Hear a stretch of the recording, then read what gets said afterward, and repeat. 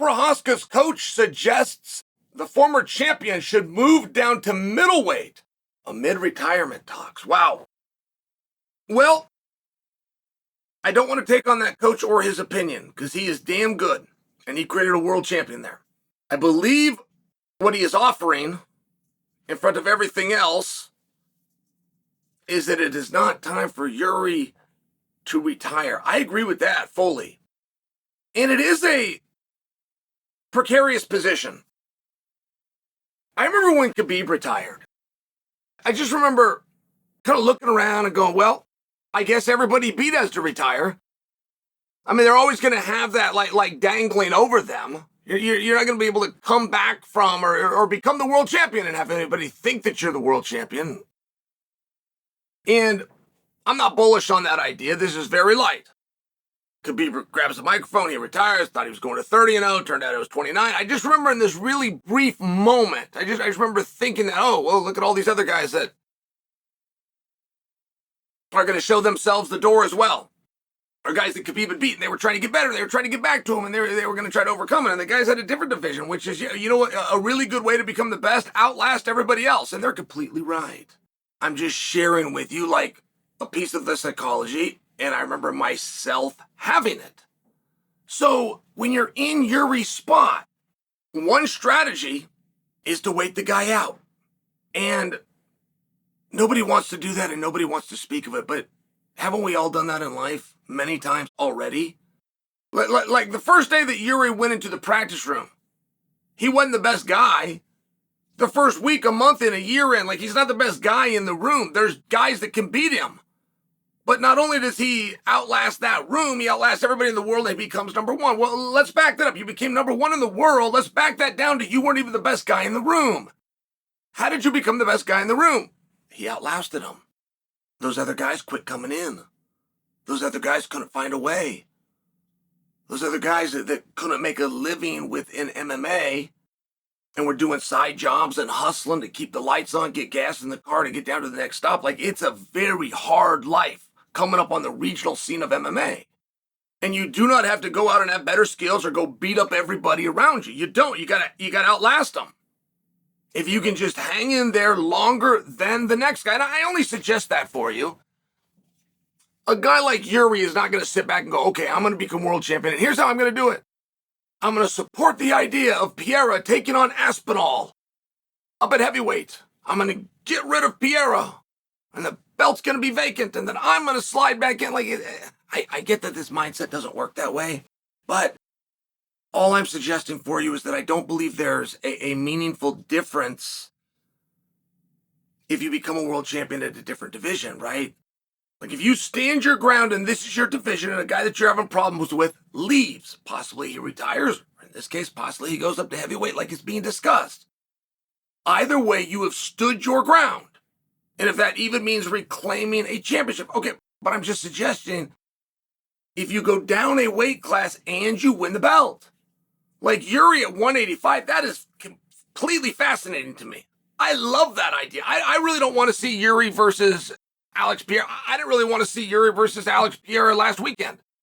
Like, that's just not the one that I was itching for. I'll tell you what, Jiří Procházka versus Duplessis, you have my attention.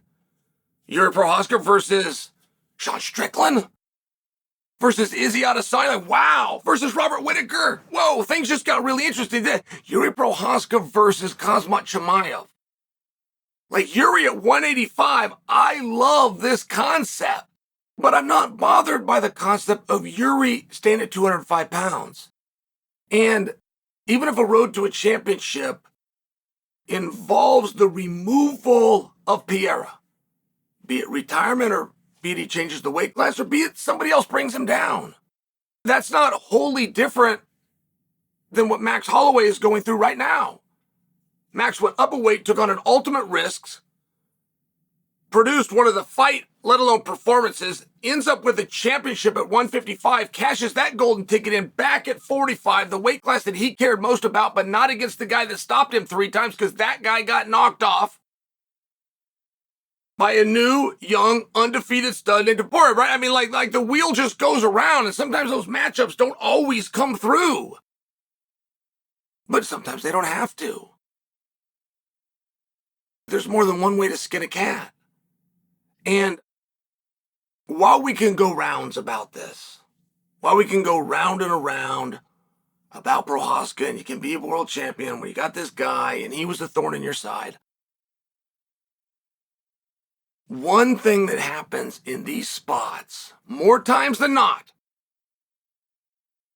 is a guy will believe, I've got to get better, I have to change some things. And logically speaking, that would make a lot of sense, wouldn't it? I mean, that would be your most basic common sense. If you're doing something and not getting the results, you've got to change it. Can we agree? But in practice, that isn't always the case. As a matter of fact, in my life in sport, I could show you more examples of disciplined, hardworking, intelligent guys that were willing to put the time in, but at some point in their career took a skill set that was wonderful and changed it for something else. They were trying to add to it. They got this floor over here, right? They got their big skill set. This is what got them to a world champion. They got this floor over here, and they're trying to raise that floor, but that floor can only come so high. They're grown men. There are many things that they're going to use in the octagon that they didn't learn by the time they were 14 years old. So they've upped this a little bit, but not enough that it matters. Even though what was on the ground, it's come up a little bit, it's still so low, it doesn't matter. But in the process of working hard and being disciplined and getting these other coaches this weapon dulled, it's a trade. Whatever bounce you're going to get over, however much that's going to come up, this one is coming down. It's a trade. And there's not a way around that. There's only so many hours in the day. Practice is only so long. You can only work on so many skills, right? It's one of these things, like this is not an if by me. It's not a suggestion. It's not a maybe. It is a 100%, whatever it is, whatever skills you're bringing up, you're going to pull something else down. To a degree. And that is tough. That is a very personal decision of, hey, what I've got is good enough. I know it is. My evidence that it is I was world champion right here. Right, you hit the calendar and you go, right here on this day. I have the belt that says I could beat everybody alive. And we didn't see enough of Procházka's skills to know who was better. Like, I understand the outcome, but who was better wasn't wildly put on display. Who was a better wrestler? Who had the better jiu-jitsu? Or who was in better condition? Who had the better strategy? Like, not really. Who had the better boxing? Who had the better Muay Thai? Who had the better elbows? Not really. And that's one of the things that you will have to deal with when you take on an athlete that was born a power puncher. Like, that power will make up for so many things that I don't love the concept that Jiří feels he's got to change everything or he's got to add something. There's not a ability where he's going to make that chin more solid. There's not a man amongst us that could have taken that shot. I'm pausing because does anybody disagree? Do you think you could have taken the shot? Do you know a guy that could have taken the shot? Right? It's one of those things. Okay, great. Well, then let's back up. Why did that shot land? Was it because of an error by Jiří? Was it because of a wonderful skill by Pereira? I don't know. That's hard for me to believe. 5-6 minutes into a fight, that's hard for me to believe. We didn't quite get to the tough guy part of it yet. All right, the tough guy part's going to come out. By round 3, this is now a tough guy contest, but we're not there yet. We're still in round 1. Are you positive with what you saw? Are you positive with what you saw that Alex Pereira is the better fighter? Are you really positive? What would the litmus test be? Right, a magic wand pops out. And you have to choose Pereira's skills or Jiří's skills for your son to have, and then he's got to go and get in a fight. So you want to make sure that you get your son with the right skills. Are you positive that you would give him Pereira's skills? Or would you just give him Pereira's power? And fundamentally, it's an interesting question. But therein lies what Jiří is going to have to go deal with. Does he believe that he lacks the skills? Because his ability to take a shot that hard is not going to change. Now, he would be right if that fight were on the ground. He never would have even been in spot to take that shot.